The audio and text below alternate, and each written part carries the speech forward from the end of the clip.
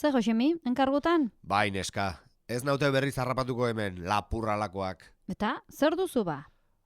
Azaleko zauri bat sendatu ezinean, enbilen.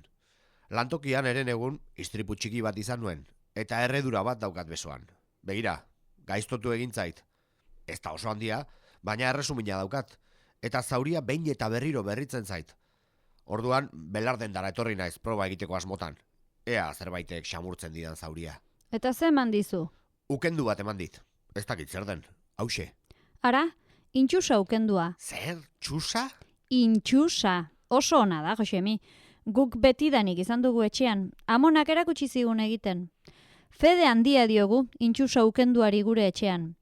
Erredurentzat ez ezik, azaleko urradurentzat eta zaurientzat ere gozagarria da oso. Horrek kenduko dizu erresumina bai, ikusiko duzu.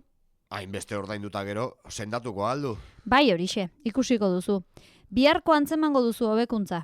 Eta hon egiten badizu, pasako dizut, amonaren errezeta. Erraza, ona eta merkea, merezi du, benetan, guk etxeko botikinaren kaxan daukagu, gainerako botikinarekin batera. Eta, zenbat emango dut? Nahi adina emango dut? Bai motel, eman lasai. Seme alabak jaio berriak zirenean, azala egosi edo gorritzen zitzaien aldiro erabiltzen genuen. Ene ba, Mari. Sorgin izena ez ezik, izana ere baduzuzuk. Banengoen bani. Hori ez da sorginkeria, Josemi. Hori sendabelarrarekin egindako ukendua da.